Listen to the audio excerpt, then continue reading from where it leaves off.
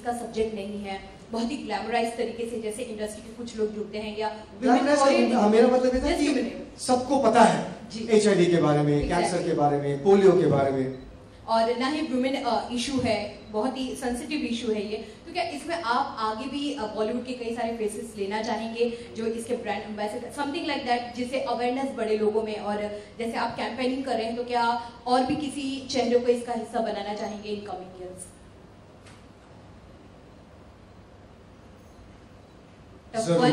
जरूर, लेकिन किसको किस विषय पे किस विषय के लिए जुड़ने के लिए पूछना भी एक बहुत जो रिश्ता जो बनता है, it has to be a natural fit.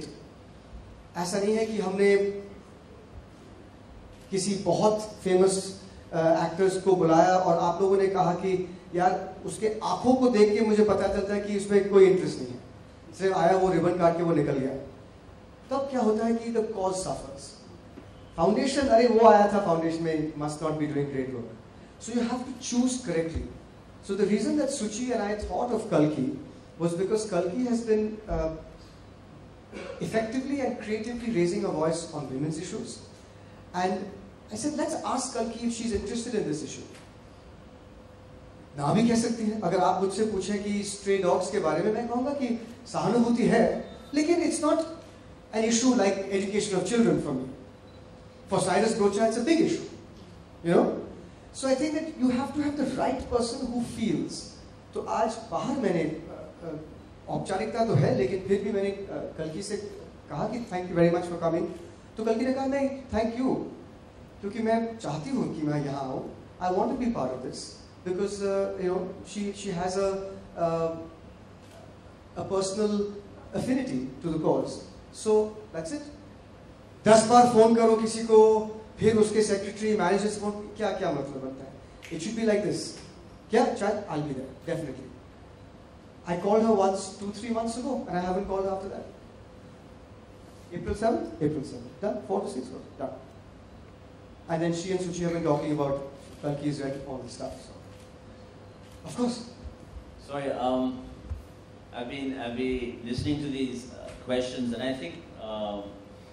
think the important thing is when you say who is going to lead the cause or who is going to champion it, I think it's the citizenry of this country that should be championing it, not individual people, not individual organizations. But if you don't get that groundswell going and you don't make it aware to people and you don't really stress the importance and the extent of this atrocity, all right, you will not, you know, and until you sort of bring it, you know, up to the same level of, you know, let's say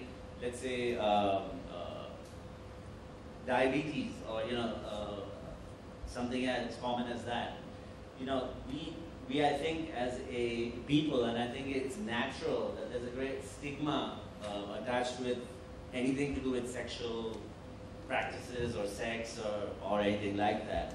And I think it's part of the reason why sex education in schools also is a huge issue. I mean, I know because my girls have gone through school, I've been part of sex education talks, and the reaction of so many parents is just, I mean, it is an eye-opener. It's not something that they want to discuss. It's not something that they dare talk about, you know, and I think as you go and demystify and stigmatize this whole issue of sex and make it normal, like saying I have a bad throat, you know, that's the only time. Sensitive topics, and of course today is a very, very sensitive topic.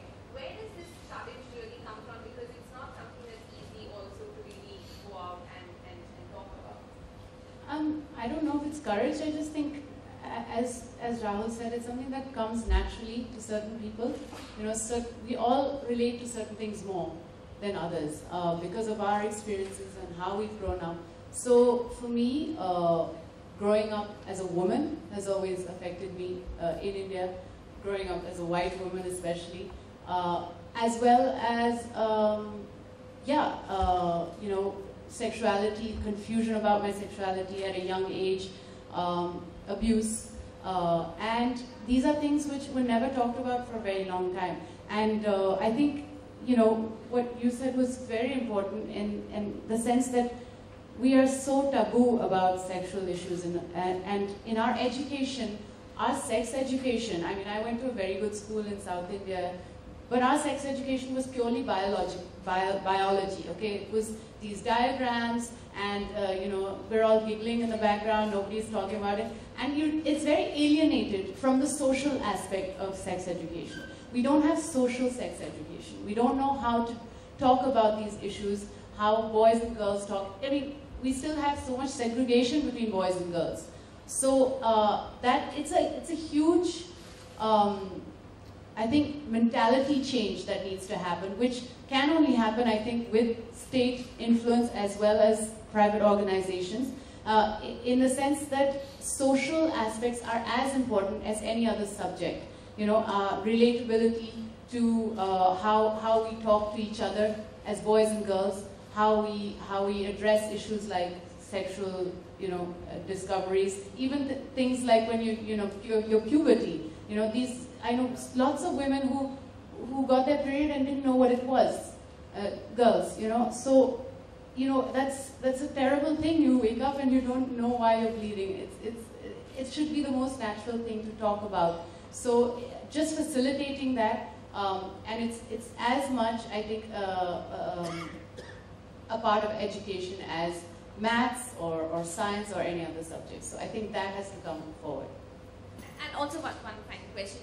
For women, I think I know the statistics say that there are equally the number of men who also get abused. But I think for a lot of women in India, I think shame is a big factor.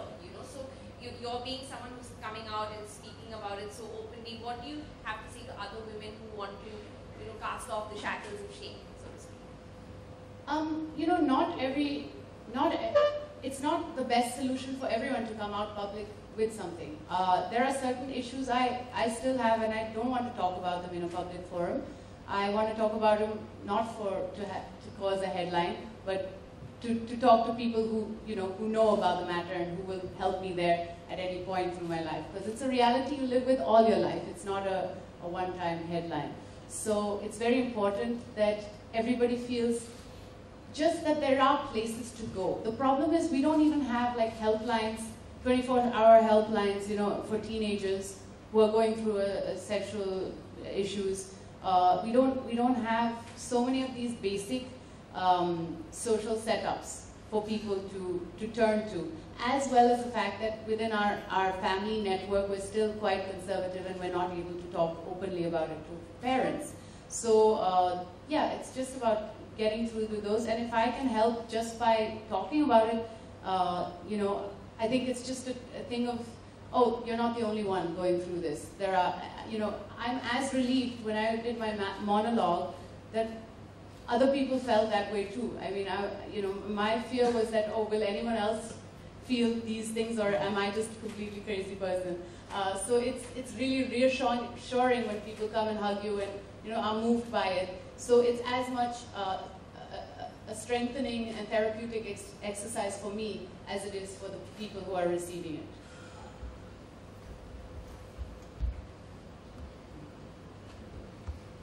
One-on-one time?